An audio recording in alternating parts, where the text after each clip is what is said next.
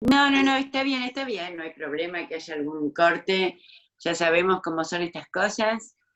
Y esta nueva clase de teoría de la arquitectura tenemos otro invitado. ¿Se acuerdan que yo les había comentado que en ciertos temas yo no iba a entrar a fondo porque íbamos a traer expertos en esto? Y el tema que está en este momento en el candelero, que es el tema ambiental, lo dejé justamente solo planteado en mi primera clase para que lo tomara más a fondo Carlos Reborati, licenciado en Geografía por la Universidad de Buenos Aires, investigador principal del CONICET, profesor de la Universidad de Buenos Aires y profesor en distintos doctorados como el de Ciencias Sociales de General Sarmiento, el de Humanidades de la Universidad del Nordeste y la maestría en gestión ambiental de la Universidad Nacional de San Martín.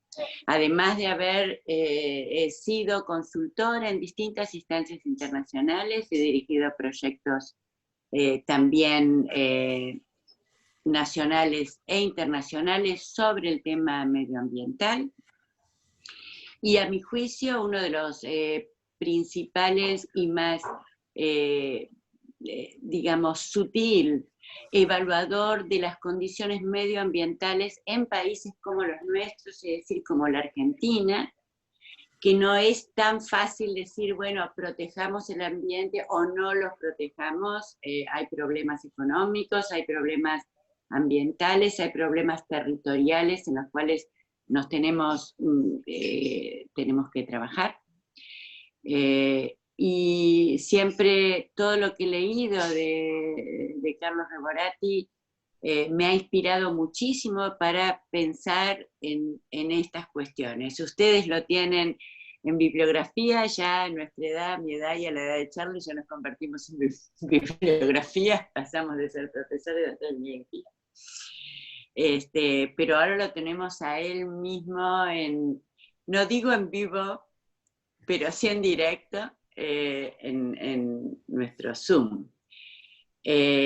Como ustedes saben, además, la geografía es una de las disciplinas hermanas de la arquitectura, porque los geógrafos, además de ocuparse de la descripción y del análisis del ambiente, también trabajan en cuestiones de planificación territorial, en cuestiones urbanas, etcétera, como también muchos arquitectos lo hacen, o sea que trabajamos codo a codo para mejorar el mundo en que vivimos. Les paso entonces con Carlos Reborati para que inicie esta charla. Charlie. Muchas gracias, Graciela. Bueno, buenas tardes. Me van a perdonar, les digo la verdad, es la primera experiencia de dar clase sin público, que es muy raro realmente, pero bueno, espero que perdonen algunos problemas técnicos que podamos tener. Cuando Graciela me invitó a dar esta charla, yo dije que sí enseguida. A Graciela siempre le digo que sí enseguida, pero esta vez fue especial porque darle charla a los arquitectos es un cambio de paradigma para mí. Nosotros, la gente de ciencias sociales o de ciencias ambientales, trabajamos analizando los temas ambientales, pero los arquitectos construyen el ambiente y eso a mí me parece importantísimo. Y es importantísimo que creo que ustedes también tengan eso en cuenta. Ustedes van a ser no solo analistas del ambiente, sino van a ser constructores del ambiente. Ustedes van a generar ambiente y esa es una de las cosas de las que hoy quiero traer a ocasión. Vamos a pasar alternativamente algunas imágenes y después volveré personalmente.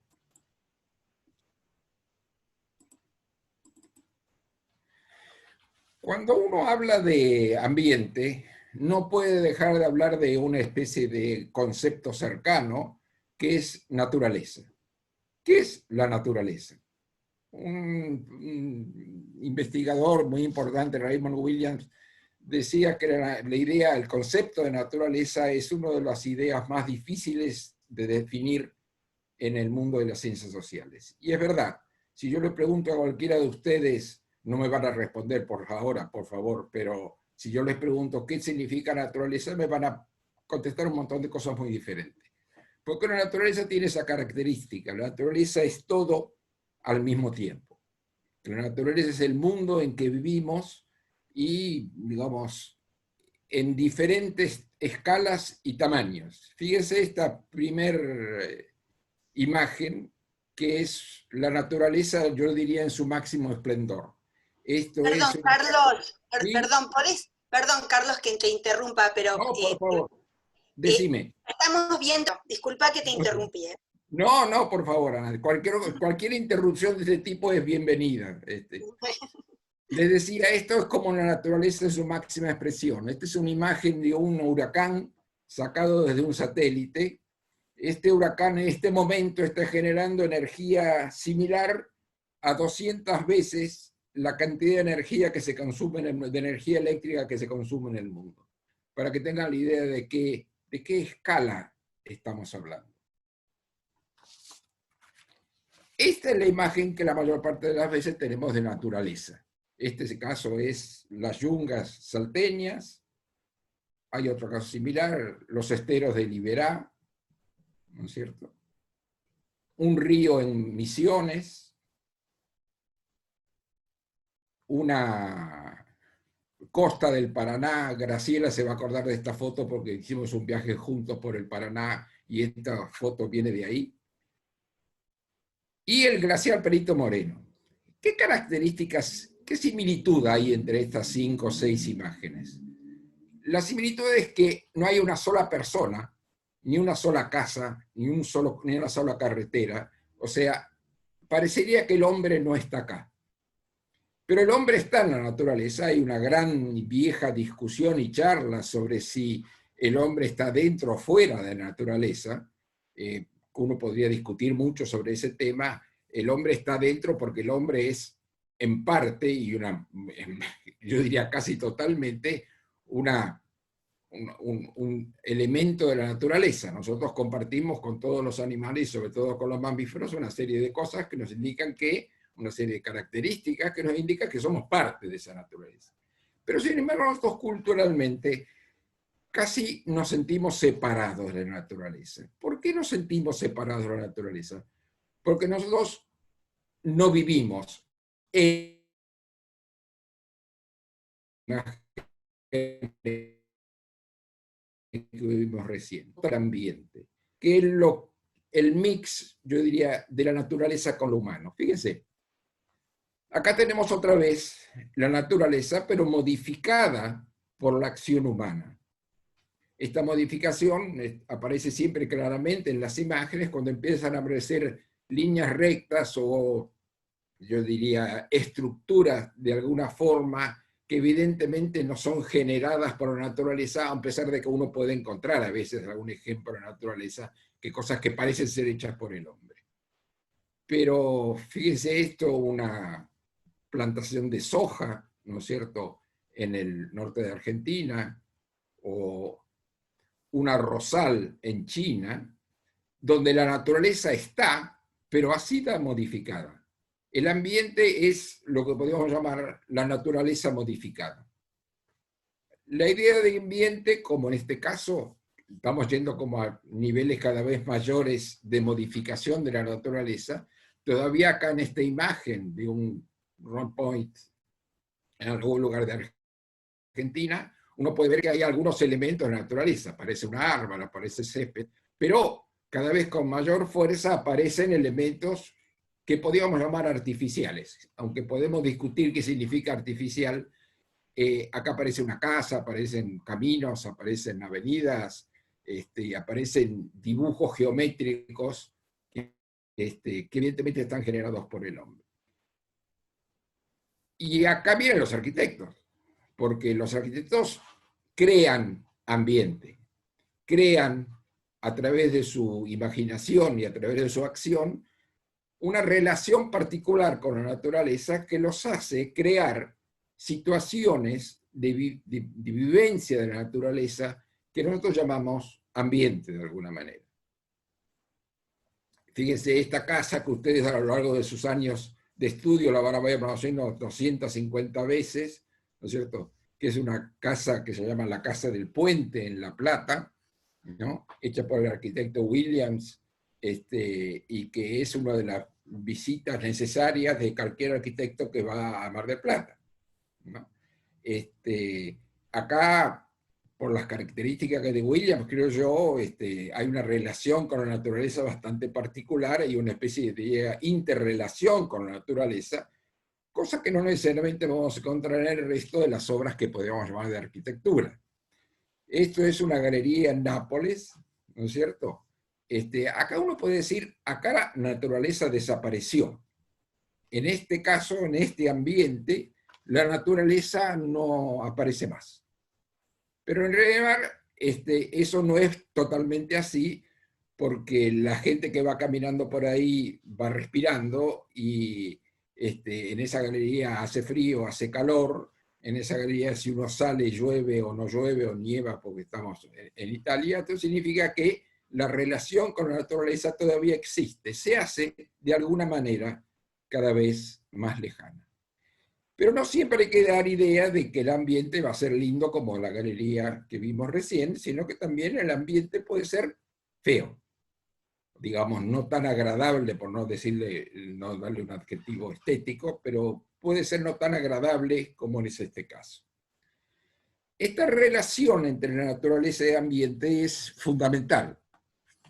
Es fundamental porque, digamos, no puede haber ambiente sin naturaleza, pero puede haber naturaleza sin ambiente.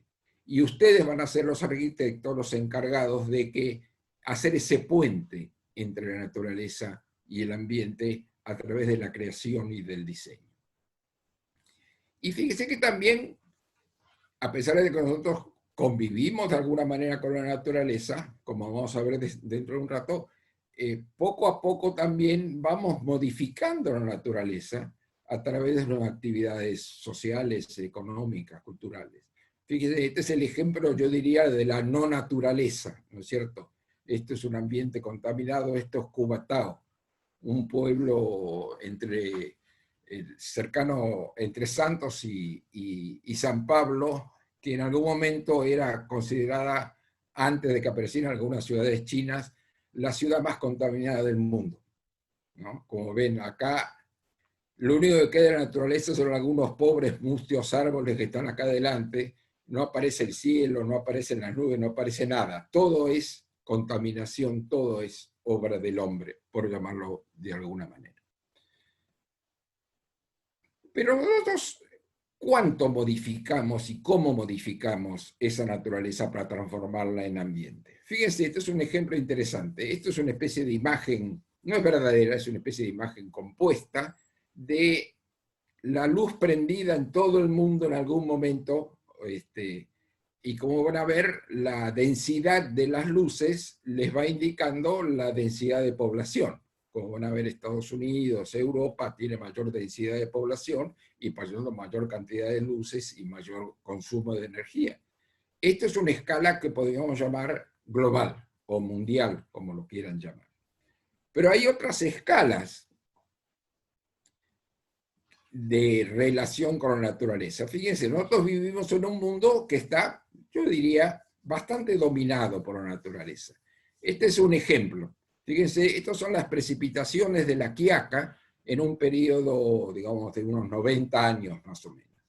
Nosotros siempre leemos en el diario que la precipitación promedio en Buenos Aires son 1.200 milímetros o por ahí. Pero fíjense una cosa interesante, si uno mira año a año cuánto llueve en la Quiaca, casi ningún año llovió lo que dice el promedio de lluvia de la Quiaca, que son 320 milímetros. O sea, hay años que llueve más, hay años que llueve menos, hay años que llueve mucho menos, como 1910, por ejemplo, y hay años que llueve mucho más, como 1950. Fíjense, esto es el problema, uno de los problemas complicados que tienen los arquitectos cuando diseñan. Tienen que enfrentarse con estas características de la naturaleza, que son también diferentes. Fíjense, La naturaleza en relación con nosotros, digamos, o en relación con los sistemas naturales a los cuales pertenecemos, tiene como diferentes respuestas, ¿no es cierto? Por ejemplo, fíjense el primero de los gráficos, el de arriba a la izquierda, indica una variación de elementos que es constante y regular. Podemos poner las estaciones, por ejemplo. Primavera, verano, otoño, invierno, año a año van apareciendo regularmente. Pero no necesariamente esto va a pasar así. Como vimos recién, si vemos el segundo de los ejemplos, las respuestas cíclicas, hay respuestas que tienen una cierta variabilidad muy fuerte a lo largo del año, ¿no es cierto? Como puede ser, por ejemplo, podría ser, si seguimos hablando del clima, puede ser granizo, ¿no es cierto? Que a lo largo del año varias veces puede aparecer granizo y varias veces no. Estas dos formas son las que de alguna manera, mediante el diseño normal, ¿no?, se pueden neutralizar. Yo puedo neutralizar algunas de estas características porque sé que van a pasar. El problema más complicado que van a tener ustedes en su vida profesional es el tercero de las respuestas, que se llaman episódicas, que significa que aparecen en algún momento, pero después desaparece por un largo tiempo. Un ejemplo claro son los terremotos, por ejemplo, ¿no es cierto? Que no tienen una regularidad como tiene en el primer caso, y tampoco tiene como en el segundo caso una especie de característica cíclica. Los terremotos aparecen una vez y desaparecen, y después no se sabe cuándo vuelven a venir. Y ahí tienen un problema complicado, porque siempre las decisiones de construcción tienen que ver con la aparición de estos sistemas episódicos. Por ejemplo, una vez un arquitecto amigo me construyó una casa en San Luis, y él me dice, ¿encadenamos o no encadenamos los cimientos de la casa? Le pregunté por qué. Y bueno, porque una vez cada 30 años hay un pequeño terremoto en San Luis. Si yo no hago el encadenado, o se me viene la casa abajo o aparecen unas grietas espantosas. Si hago el encadenado, ¿no es cierto?, esas grietas no van a aparecer. Claro, la pregunta siguiente fue, ¿cuánto cuesta el encadenado? La respuesta fue una cantidad importante, y yo, como era geógrafo y como tenía idea de que esto podía pasar, le dije que sí. Las grietas aparecieron igual, pero no importa, ahora la casa está encadenada, o sea que eso es a lo mejor la cosa que ustedes pueden hacer. Y hay otra idea de la escala de la naturaleza y nuestra relación con ella, que es la larguísima escala temporal que tiene la naturaleza. Esto es una cosa que hace relativamente poco que conocemos. ¿Por qué? Porque conocer hacia atrás las características ambientales es muy difícil. Entonces, fíjense, recién ahora, cuando estamos hablando de calentamiento global y ese tipo de cosas, estamos estudiando hacia atrás la historia ambiental del mundo, y nos encontramos con cosas curiosísimas. Por ejemplo, uno de los elementos fundamentales del cambio climático es la concentración de dióxido de carbono en la atmósfera, que es esta línea roja que aparece acá. Pero ustedes se fijan, esto es uno de los ejemplos de cierta regularidad. Ahora, el problema de ustedes, si miran abajo, la base, el eje de la base, cuando aparecen datos como 50.000, 100.000, 150.000, que son años. Esto significa que este gráfico que ustedes ven, nosotros estamos en el borde absolutamente de la derecha, y hacia atrás hay 400.000 años de historia de cómo se comportó el dióxido de oxígeno en la temperatura. Y esto es uno de los gráficos donde los negadores del cambio climático se agarran a un gráfico como este y dicen, si siempre hubo aumentos muy fuertes del dióxido de carbono que significaron cambios climáticos. Después, pues si quieren, volvemos al tema. O sea, fíjense que la escala con la cual tenemos que trabajar cuando trabajamos de diseño es muy diferente. ¿Desde cuándo estamos tratando de dominar la naturaleza? Bueno, en realidad yo diría desde que el hombre es hombre, ¿no es cierto? En realidad los primeros momentos, los primeros 20.000 o 30.000 o 50.000 años de nuestra presencia en el planeta cuando éramos muy pocos. Para que tengan una idea, 10.000 años antes de Cristo éramos apenas 5 millones de habitantes en todo el mundo. O sea, un poco más de lo que es hoy los habitantes de la capital federal y 1/3 de los habitantes del área metropolitana. Ahora, sin embargo, a medida que el hombre aprendió la agricultura, que fue uno de los primeros elementos que lo permitió desprenderse de los requerimientos de la naturaleza, el hombre fue tratando de dominarla. Uno de los ejemplos más interesantes que yo me he encontrado es esto. Esto es el camino del Inca. El camino del Inca es un camino construido como esta forma, o sea, pavimentado, podríamos llamarlo hoy, que iba desde el norte de Ecuador hasta Mendoza. ¿No es cierto? Este es un tramo en la provincia de Salta que se mantiene relativamente bien. Pero esa idea de dominar la naturaleza se mantuvo, pero sin embargo siempre aparece una pregunta. ¿Se puede dominar la naturaleza? Fíjense, para mí esto es uno de los ejemplos más interesantes. Esto es una planta que crece en las grietas de una construcción. ¿No es cierto? ¿Cómo es que es esto? ¿Qué pasa esto? Porque esta planta, si sigue creciendo, empieza a producir grietas y si se sigue creciendo, va a pasar una cosa como esta. ¿No es cierto? Que a los 1000 años, lo que era un hermoso edificio se transformó en una ruina, que seguimos pensando que son unas hermosas ruinas, pero es una ruina. Esto significa que el hombre no puede dominar absolutamente la naturaleza, sino que tiene que, de alguna manera, convivir con ella. Y ustedes como arquitectos van a tener que convivir con esa naturaleza o escaparse del cliente cuando la casa se le agrietó, como me pasó a mí. Ahora bien, nosotros tenemos una relación con la naturaleza que tiene que ver con qué usamos de la naturaleza. Nosotros somos realmente habitantes del mundo natural y extraemos del mundo natural una cantidad de cosas. Extraemos lo que se llaman los bienes de la naturaleza, que es transformado a nuestro punto de vista lo llamamos recursos de la naturaleza o recursos naturales. Hay una discusión, siempre se llamaban recursos naturales hasta que empezamos a pensar que podríamos dejar de vernos como los únicos dueños del mundo y hablar qué pasa con la naturaleza. O sea, esto lo que la naturaleza lo llamamos bienes de la naturaleza, para nosotros son recursos. Recursos que son utilizados, este es un ejemplo, esto es un árbol en Misiones, una foto de 1920 más o menos, un árbol que está a punto de ser cortado, ¿no es cierto?, para transformar en cosas como esta. Esta no se ve muy bien la foto, pero es una vieja foto del Valle de Conlara en San Luis, mostrando una vía del ferrocarril, un ferrocarril que se hizo exclusivamente en ese momento para sacar madera, porque los ferrocarriles del mundo, o de la Argentina por lo menos, se alimentaban de madera, de carbón, de madera en este caso. Por lo tanto, el Valle de Conlara fue deforestado absolutamente, sacando miles y miles y miles de toneladas de madera para los trenes.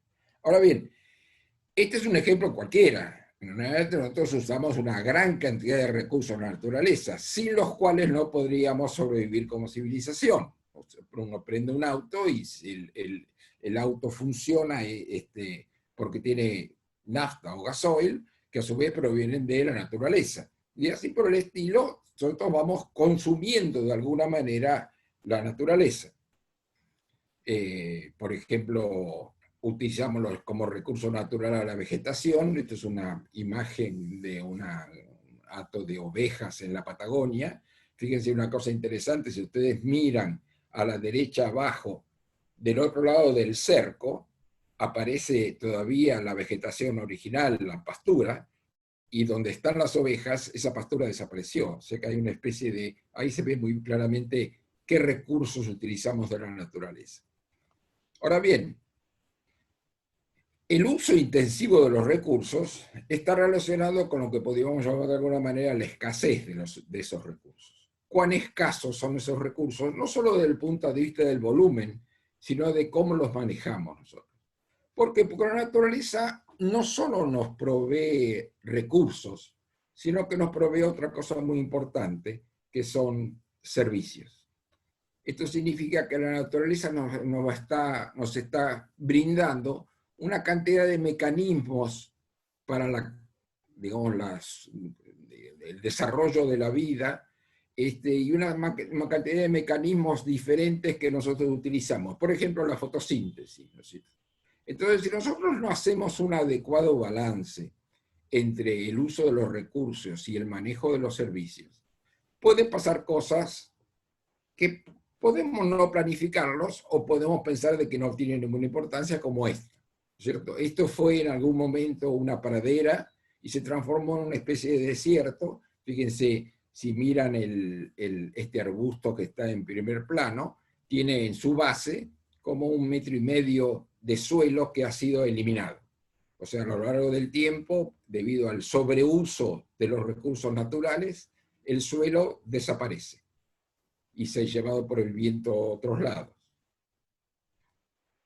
Ahora bien, y acá viene, creo, la parte más interesante digamos, para los alumnos de arquitectura, y es no solamente el uso de la naturaleza, sino también si se puede crear ambiente. Y se puede crear a través de lo que podemos llamar un diseño, o sea, una forma de alguna manera de reorganizar el espacio agregando el elemento construido. Fíjense en este caso, esto es Machu Picchu, ¿no es cierto? Es un antiguo diseño.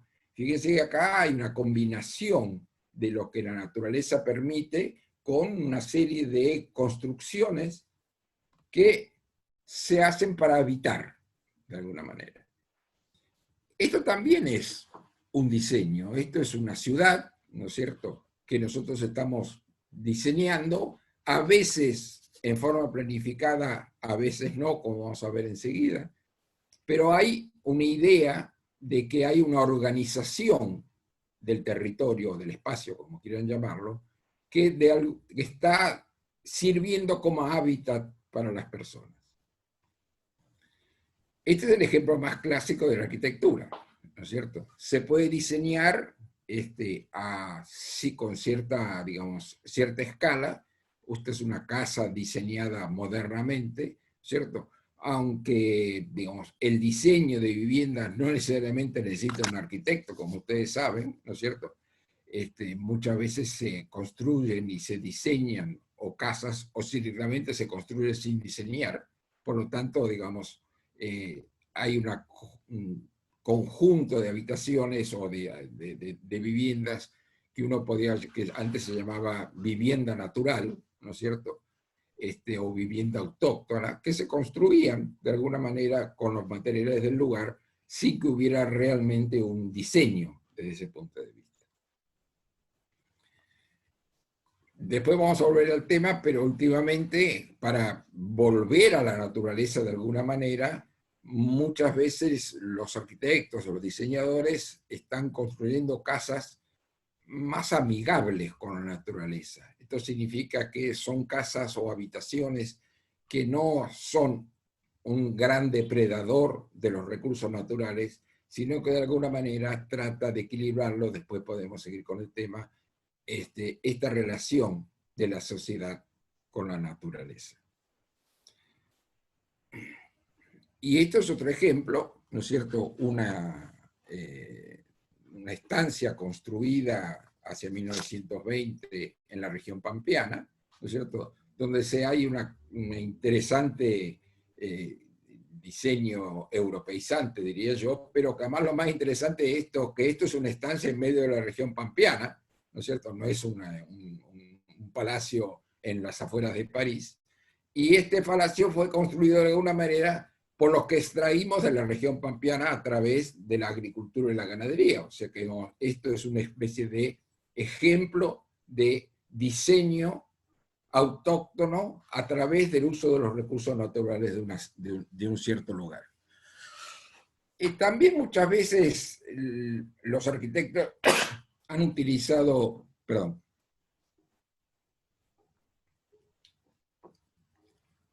al diseño como, o a la naturaleza como un simple adorno de lo que están construyendo. Y la pregunta acá es, ¿en qué escala estamos pensando que el ambiente se puede diseñar o se puede planificar? Yo diría que muchas escalas. En los casos anteriores, ¿no es cierto? Esto yo podríamos llamar a una escala individual, en la cual se genera un ambiente. Pero también los arquitectos cambian muchas veces de escala, ¿no es cierto? Y se transforman en diseñadores de ambientes de una escala de mayores proporciones. Esto es un ejemplo cualquiera, ¿no es cierto?, de una ciudad planificada. Los arquitectos son los grandes diseñadores de los 90 grados, ¿no es cierto? No sé por qué los arquitectos tienen esta, nunca entendí bien, tienen esta obsesión por los 90 grados, pero bueno, posiblemente porque nos organiza la vida esta forma de diseño.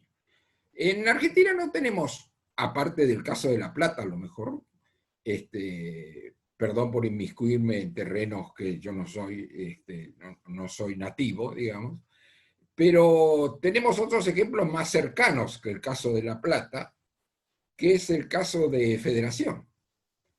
¿No es cierto? Federación fue un caso muy particular. Cuando se diseñó la represa de Salto Grande, ¿no es cierto?, sobre los bordes del río Uruguay había una localidad que se llama Federación.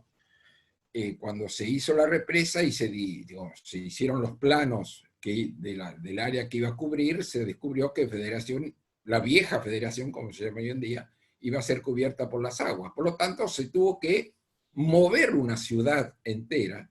Un caso muy interesante, bastante atípico en la Argentina, que es un país que no tiene demasiada tradición de planificación en serio, ¿no es cierto? Y este es uno de los pocos casos donde se crea un ambiente urbano a partir de un plano, ¿no es cierto? Y acá tenemos Federación, siguen los 90 grados, un día podemos hacer una discusión del origen de los 90 grados, seguramente existe una idea racional sobre el tema.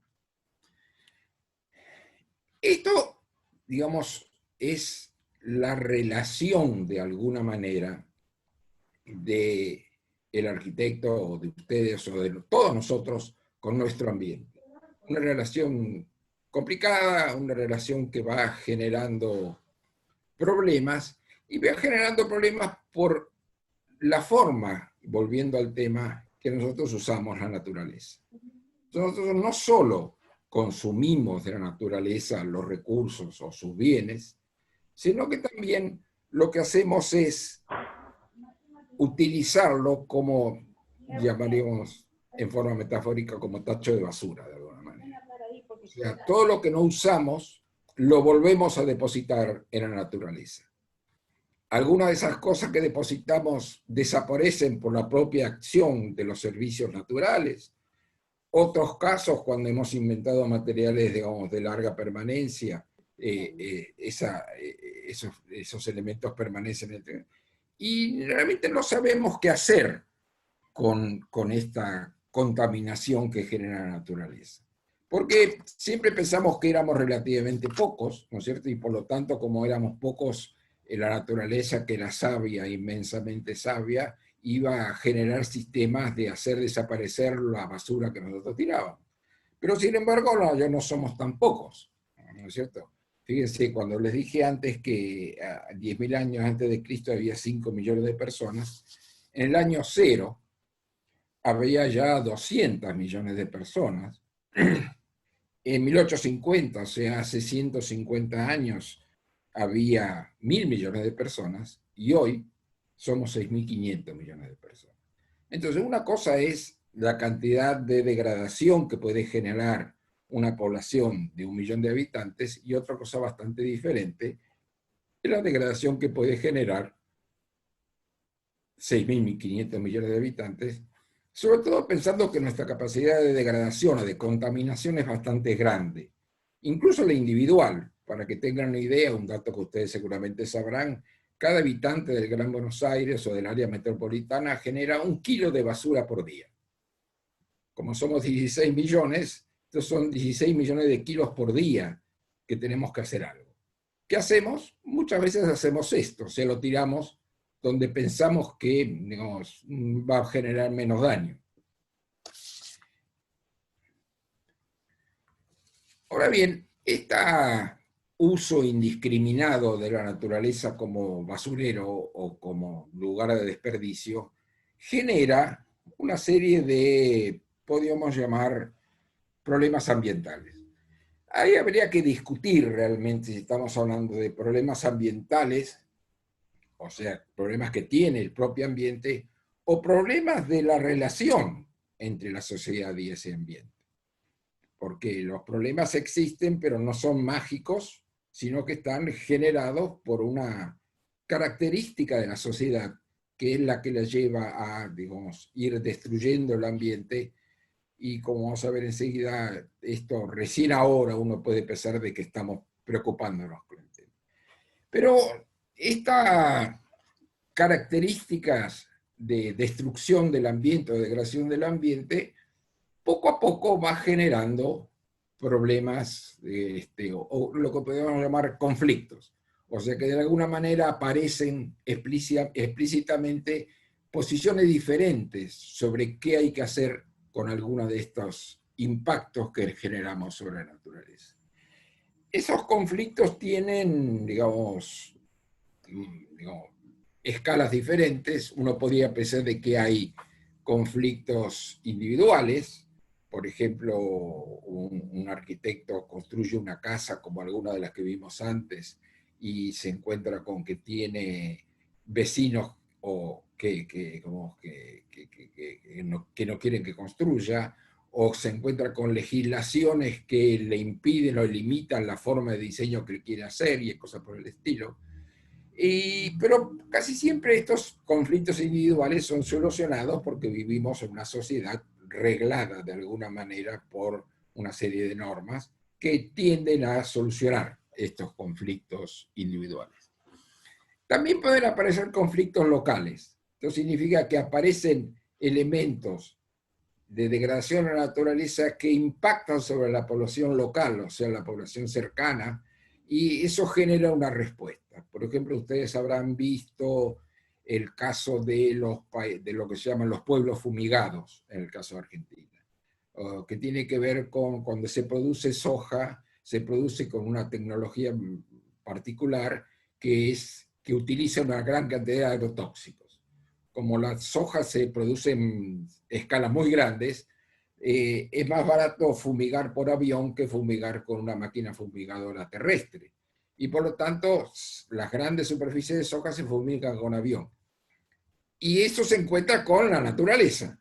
Por ejemplo, no siempre el fumigador sabe para dónde va a ir el viento. Por lo tanto, muchas veces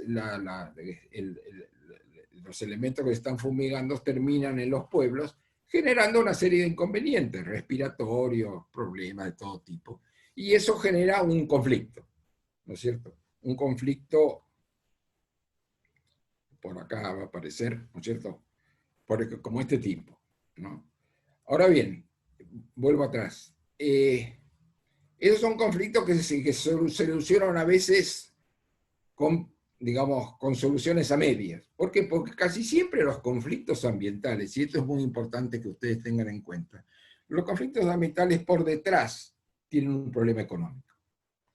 Es decir, uno podría decir, es mucho más barato contaminar que no contaminar, ¿no? Por decirlo de forma muy directa. Por lo tanto, acá tenemos un problema complicado. ¿Por qué? Porque muchas veces los estados, en algunas de sus escalas, tratan de solucionar el problema mediante una solución de conveniencia, pero no se soluciona el problema de fondo. ¿Por qué? Porque a veces, digamos, hay una serie de beneficios para el Estado que hacen que los conflictos tarden en solucionarse. Otro de los casos que ustedes acordarán que fue muy interesante, es un conflicto, yo diría, regional, fue el caso del río Uruguay, ¿no es cierto? Sobre el río Uruguay, el gobierno del Uruguay decidió construir una fábrica de papel, de pasta de papel, que no fue una sorpresa para nadie, porque Uruguay desde hacía 20 años venía haciendo una enorme tarea de forestación, que estaba dirigida justamente a que, de alguna manera, esa forestación iba a ser utilizada industrialmente, y entonces Uruguay decidió construir 2 pasteras. Una sola quedó al final como un proyecto que se delató, y enfrente del río Uruguay está Fray Ventos, perdón, Fray Ventos es enfrente, está Gualeguaychú, y la gente de Gualeguaychú pensó que esto iba a generar una serie de problemas, entre ellas la contaminación. Y por lo tanto generó uno de los conflictos, posiblemente el conflicto abierto más fuerte que hemos tenido en Argentina con relación al tema ambiental, porque la gente de Gualeguaychú decía que no se podía hacer esa fábrica de papel, de pasta de papel, porque iba a contaminar el Uruguay. Los conflictos nunca se terminan pronto, digamos, y acá había un conflicto más complicado todavía porque había la fábrica estaba en un país y los que discutían en contra de la fábrica estaban en otro país. Pequeño problema que nos llevó a que esto durara 4 años, ¿no es cierto? Yo diría, un conflicto que iba como creciendo en violencia hasta que un ejemplo es que la población de Gualeguaychú ocupó el puente que va entre Fray Ventos y Gualeguaychú, que era el puente más cercano que tenemos desde Buenos Aires para acceder por tierra al Uruguay, y lo mantuvo cerrado 3 años. Con complicaciones de todo tipo, que parecía que no terminaba nunca, hubo problemas diplomáticos de todo tipo, y terminó finalmente. ¿Por qué? Porque fuimos a un juicio internacional, se lo llevó a la Corte Internacional de Justicia, y la Corte Internacional de Justicia, digamos, decidió que en realidad no pasaba nada, que esa fábrica no iba a contaminar, y así siguió. Pero fue un conflicto realmente importante, ¿no? Con cosas características. En un momento, Greenpeace, que apoyaba a la discusión de Gualeguaychú, en una reunión de los presidentes de presidentes, sacó una niña vestida, digamos, sucintamente, con un cartel que decía "no a la contaminación en el río Uruguay", que fue un golpe publicitario muy importante, ¿no es cierto?, pero que no modificó las características de la Corte Internacional de Justicia, que aparentemente no fue, digamos, de alguna manera tocada por el tema. Otra de las actividades que genera muchísima impacto ambiental es la minería. Fíjense, esto es un enorme pozo generado por la extracción minera de cobre, en este caso, ¿no es cierto?, en Perú. O sea que la extracción minera tiene una capacidad de impacto local muy puntual, pero de enormes proporciones, como es este caso. Esta es una de las actividades que mayor cantidad de conflictos genera en todo el mundo, y en Argentina también ha tenido sus ejemplos, en Esquel, en Mendoza, en Neuquén, en varios lugares. Y es un conflicto que está latente en la Argentina. Conflicto complicado porque, digamos, si uno trae ejemplos como los de Vaca Muerta, por ejemplo, que donde hay un conflicto latente por la forma de extracción de petróleo y gas, que es a través del fracking, de una forma muy agresiva con el medio ambiente, diría yo, los cálculos son que en pocos años Vaca Muerta va a generar así como 1/3 de las divisas que necesita Argentina. Por lo tanto, fíjense, este tipo de problemas de relación entre la economía y el medio ambiente es un problema bastante difícil de solucionar. Otro ejemplo que ahora lo estamos viviendo para los que viven sobre el río Paraná, que es el tema de quema de pastizales, ¿no es cierto? Se queman los pastizales para acelerar el rebrote de las pasturas que van a comer el ganado, y por lo tanto se generan una enorme cantidad de dióxido de carbono y de humo a la atmósfera, que hoy en día, si ustedes tienen amigos en Rosario, hablen con ellos, y los rosarinos están realmente desesperados porque están con una capa de humo sobre Rosario permanente en las últimas 3 semanas. Estos son otros ejemplos de conflictos ambientales. Los conflictos ambientales son complicados, crecientes, y todavía no tenemos una forma, digamos, de solucionarlos porque nadie se ocupa realmente del tema, ¿no? Estos conflictos ambientales también tienen como base la idea de por qué estamos en contra de la naturaleza, por qué estamos de alguna manera poniéndonos en contra y no conviviendo con la naturaleza. ¿Y por qué no podemos pensar en hacer o en generar actividades que se han venido a llamar sostenibles? Sostenibles, sustentables son palabras que se usan alternativamente una y otra.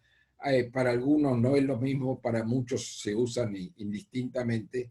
La idea de sostenible es cómo hacer actividades y cómo hacer instalaciones y cómo hacer edificios, digamos, que de alguna manera se sostengan en el tiempo, pero además que se sostengan sin que necesariamente signifique expoliar a la naturaleza. De ahí la idea de sostenibilidad. Este ejemplo, por ejemplo, una torre en Singapur, creo que es esto, que no utiliza energía eléctrica, sino energía solar, que el agua es reciclada y a cosas por el estilo, que se utilizan vidrios dobles, se utiliza una serie de elementos que hace que, en teoría por lo menos, estos edificios sean sostenibles. Y también la arquitectura está trabajando mucho con la idea de sostenibilidad. O sea que lo que va a pasar, digamos, en esta casa es que se hace una casa en Brasil. Las casas son abiertas, hay circulación de aire, por lo tanto no se utiliza energía. O sea que la idea de una vivienda sostenible de alguna manera es una vivienda que consuma lo menos posible los recursos naturales, directa o indirectamente. Por lo tanto, es una vivienda, digamos, que materiales livianos, se puede hacer que si se usa madera, la madera sea proveniente de lugares donde hay un sistema de reciclaje de la madera y no se extrae el bosque natural, que, digamos, se use poca energía, poca electricidad y la que se use sea energía fotovoltaica y así por el estilo. Fíjense que la idea de sostenibilidad, de alguna manera, es una idea importante. Yo diría un concepto hasta ahora demasiado vago. Todo es sostenible. Se habla de la industria sostenible, de la vivienda sostenible, de la agricultura sostenible. Todo es sostenible. De golpe porrazo, todo es sostenible y según los resultados nada lo es. O sea que fíjense que es bastante complicado hablar de la idea de sostenibilidad. ¿Y cuál es la idea de sostenibilidad? Es una idea simple, digamos. Vivir con la naturaleza, o sea, convivir con la naturaleza, sin extraer de la naturaleza todo lo que le estamos sacando. ¿Por qué? Porque por detrás hay una idea nueva, diría yo, nueva en los últimos 15, 20 años, que es la idea del cambio ambiental o del cambio global. O sea que estamos generando tantos elementos contaminantes que estamos generando un cambio climático. Y que ese cambio climático, digamos, se está haciendo cada vez imposible de evitar. Y yo diría de cambio climático hace que, digamos, poco a poco se podría pensar de que fuéramos pensando o fuéramos tratando de evitar este tema de la expoliación de la naturaleza. ¿Lo podemos hacer? Hoy no. Yo diría claramente que no, pero seguramente nuestra idea puede ser de alguna manera que convivamos con la naturaleza y no que vayamos en contra de ella y que vayamos digamos, de alguna manera por un camino hacia vivir con de dónde salimos, que es nuestra naturaleza. Yo paro aquí, espero no haberlos aburrido mucho. No sé si me pueden hacer llegar preguntas de alguna manera, pero cualquier cosa estoy a su disposición para cualquier tipo de preguntas, y le agradezco la atención y nos encontramos en cualquier momento. Muchísimas gracias. Muchas gracias, Carlos. Muchas gracias, Carlos. A ver cómo... Ahora viene la parte... Ahora viene la parte dejar de compartir pantalla? Sí, ahí estamos. Estamos todos juntos. Ahí estamos. Buenísimo. Mira, como los alumnos son como unos 150, la mecánica no puede ser como si fuéramos pocos, de pregunta y respuesta, pero tal vez podamos plantear algunas cosas, muy claro lo que dijiste, muy claro el conflicto que planteás. Vos me habías contado una vez con respecto a cómo se sabe ahora sobre el cambio climático, me habías contado de un experimento que habían hecho con los hielos en Antártida, ¿te acordás? Los rusos. Bueno, justamente, claro, ese digamos, gráfico que les mostré, que iba hasta 400.000 años atrás, se hizo a través de una... Claro, hay que tratar de inventar cosas nuevas para saber cómo hacemos para ir hacia atrás en el tiempo, con el tema ambiental, y descubrieron una cosa, que la Antártida es uno de los pocos lugares, yo diría, vírgenes de alguna manera del mundo. Y lo que se hizo, bueno, Macaro, ¿qué pasa si hacemos perforamos el hielo antártico, que tiene muchos kilómetros de profundidad, y tratamos de ver, a través de sacar muestras cada tantos metros o cada tantas decenas de metros, cómo es la característica del aire, cómo es las características que tiene el oxígeno entrampado en el hielo? Y eso es lo que se hizo una...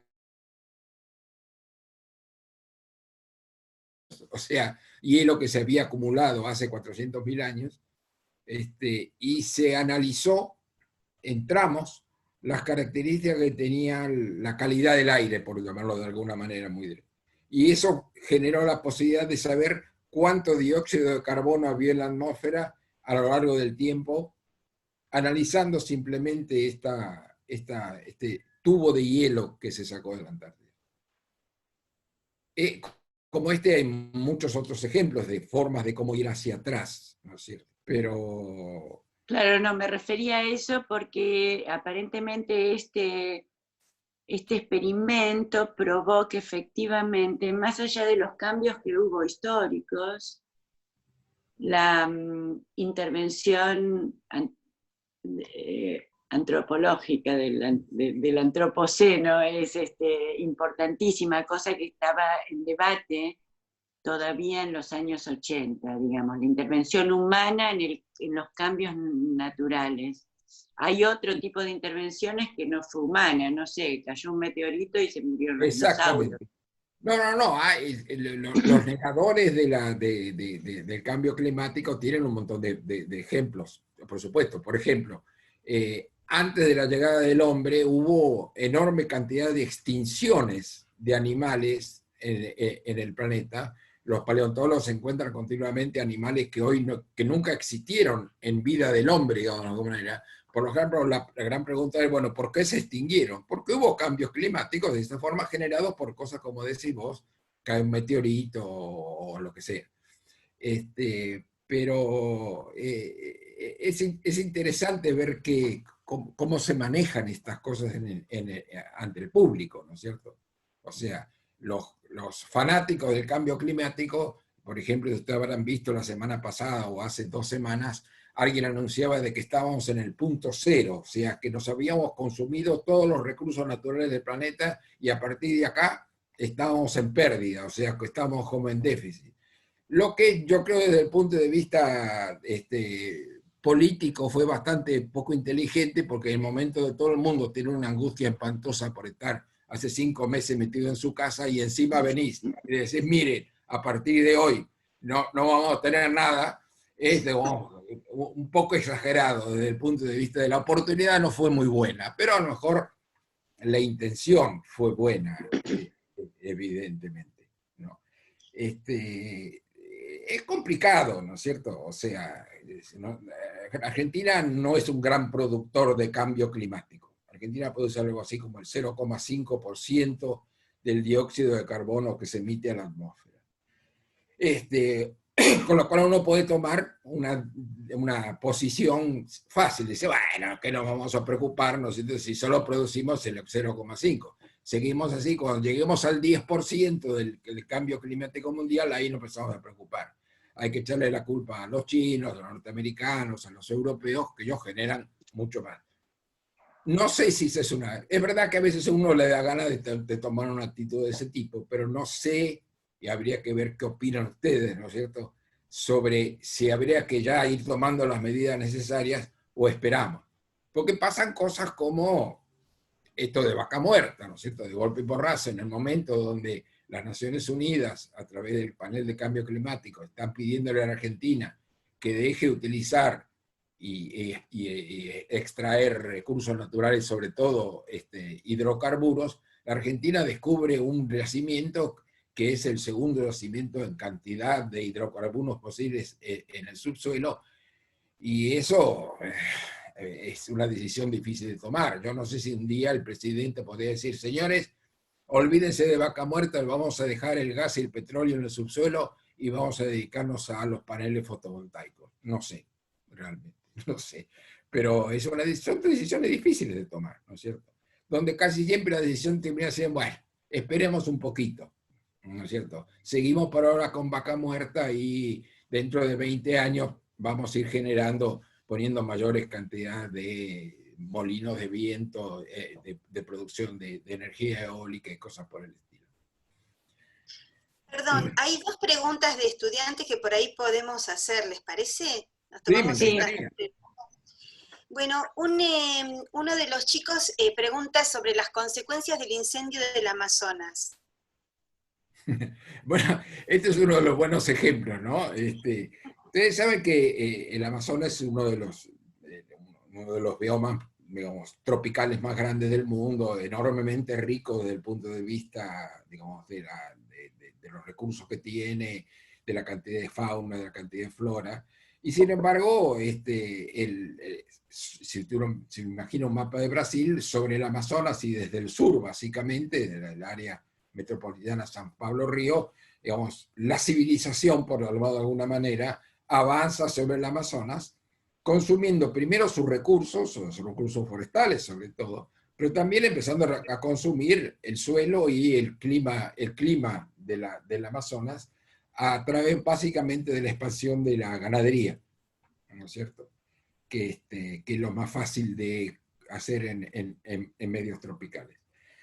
Ahora bien, como les decía recién con el tema de vaca muerta, lo mismo está pasando con el gobierno brasileño que dice, bueno, ¿qué hacemos? Nos quedamos con este gran ecosistema tan lindo, tan diverso, que no nos produce demasiados beneficios, otros que los beneficios morales o culturales, o bueno, vamos comiendo de a poquito, un poco, un kilómetro hoy, una hectárea mañana, 1000 kilómetros mañana, y seguimos deforestando y poniendo ahí ganadería. ¿Por qué? Porque los chinos ofrecen comprarnos vacas, los hindúes no, porque no comen la carne, pero bueno, los rusos seguramente también, y por lo tanto, ¿qué hacemos? ¿Nos quedamos con el Amazonas o le sacamos una foto, lo guardamos para nuestra historia y producimos vacas en vez de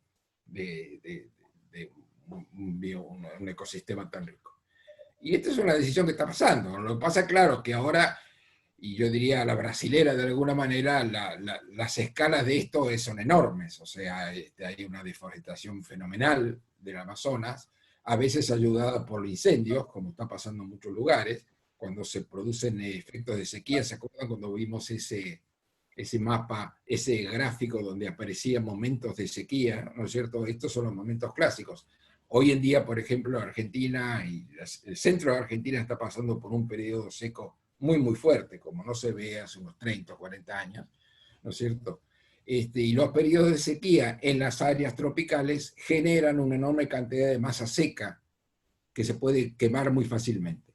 Por lo tanto, se producen estos incendios, casi siempre son incendios intencionales, ¿no es cierto?, que generan estas enormes cantidades, estas enormes humaredas, y son tan grandes en el caso del Amazonas que son fácilmente captables por los satélites. Entonces, cuando las Naciones Unidas, digamos, descubre esta enorme deforestación del Amazonas, empieza a aparecer por todos los diarios y los medios de comunicación se ocupan de alguna manera de multiplicar esto. Ahora, ¿qué efecto genera ese sobre el gobierno de Brasil?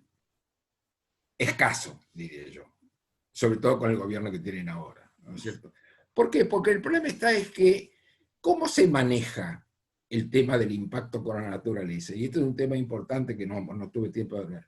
Eso se maneja en dos escalas diferentes. Una escala nacional, donde cada uno de los sistemas legales de los países se encarga de crear o no leyes de protección de la naturaleza. Y también un sistema internacional, básicamente las Naciones Unidas y todas sus oficinas cercanas, que, digamos, generan una serie de sugerencias, diría yo, a los países, ¿no es cierto?, para que controlen de alguna manera la explotación de la naturaleza. Esas sugerencias, digamos, pueden ser aceptadas o no.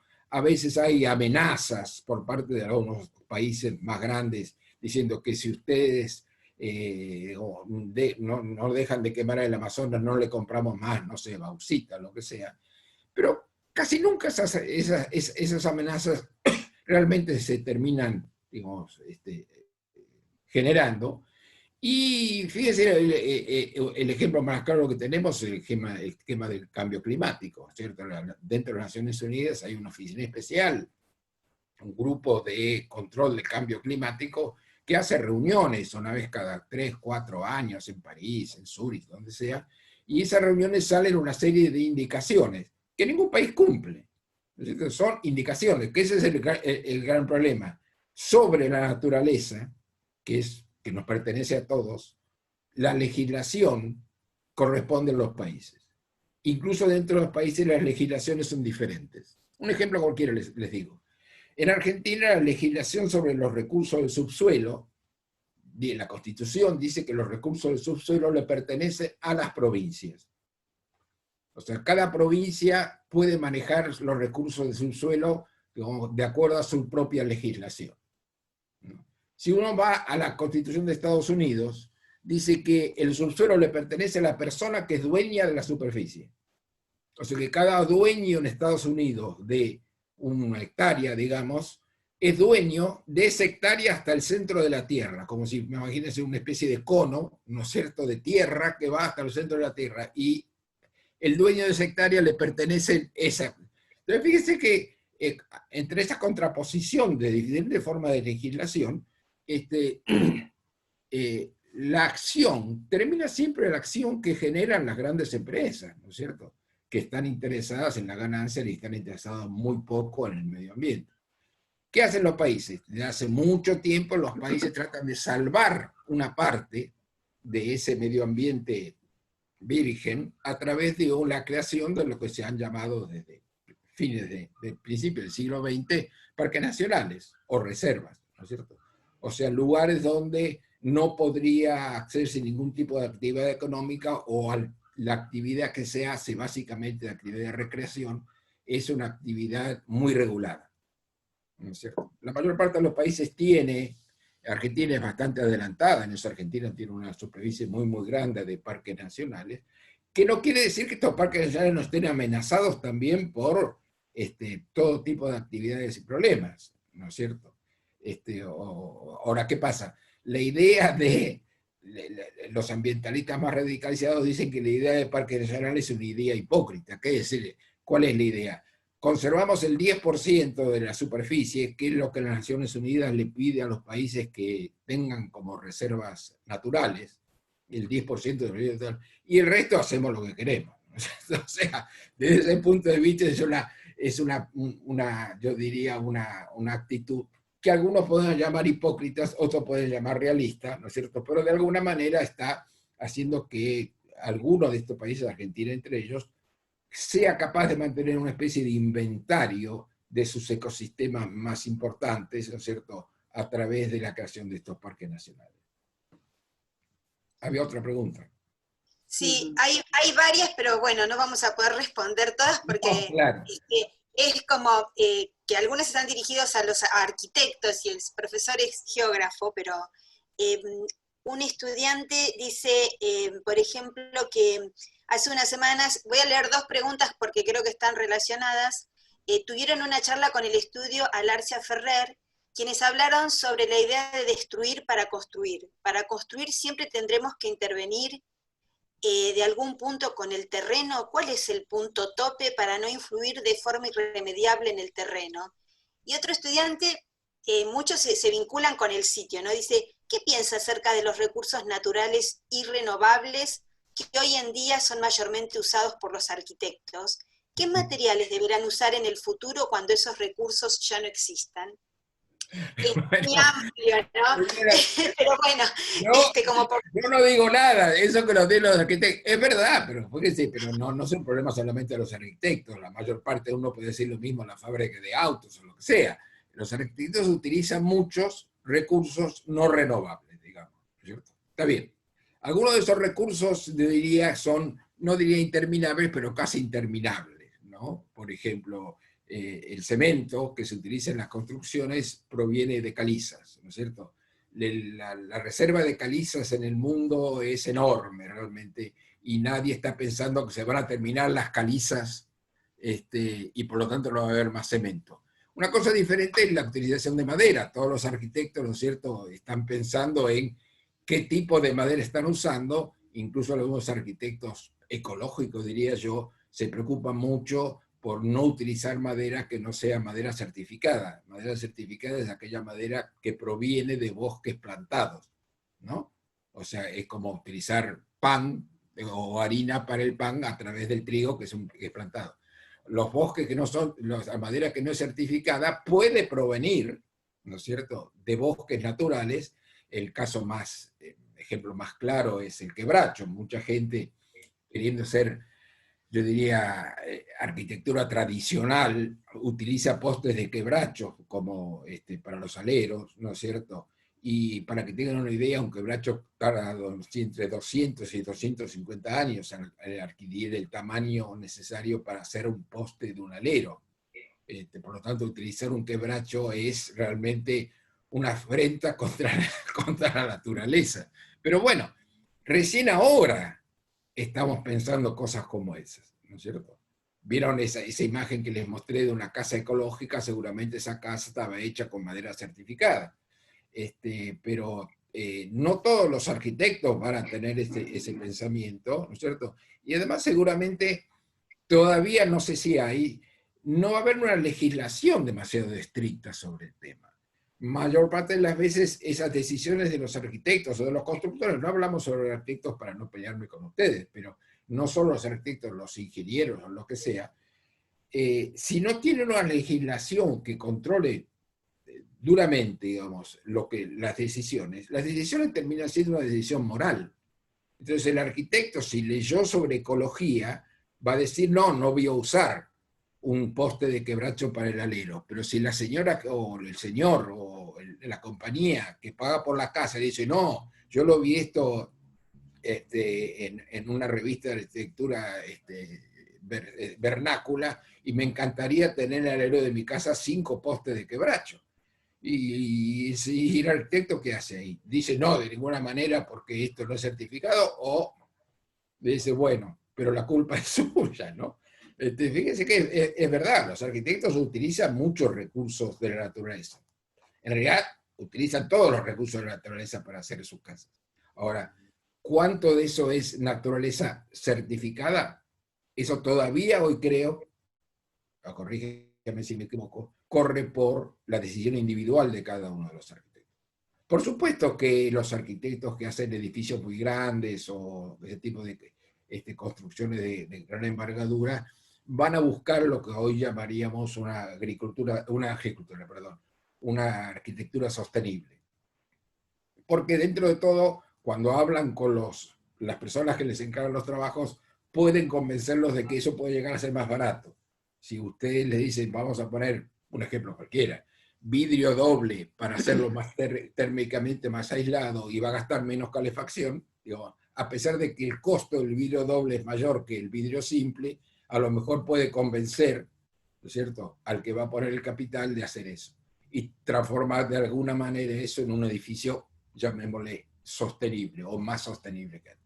O a muchos edificios, no tanto en Argentina, no sé si hay alguno, pero sí en Europa y en Estados Unidos se hacen muchos edificios hoy donde las terrazas están cubiertas de paneles solares, donde hay una reducción muy importante del consumo de electricidad, ¿no es cierto?, a través de la utilización de energía solar. O sea que fíjense que hay decisiones individuales que yo creo que se pueden ir hacia una idea de sostenibilidad. Bueno, hay bastantes otras cosas, pero no sé si tenemos margen. Y no queremos tampoco exagerar un poco con el tiempo de No, nada Carlos. más.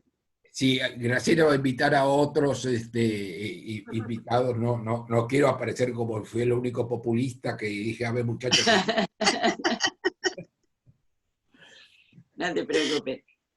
Bueno, Charlie, sí, cortamos acá. Los chicos dentro de 15 minutos se encuentran con los ayudantes y seguramente muchas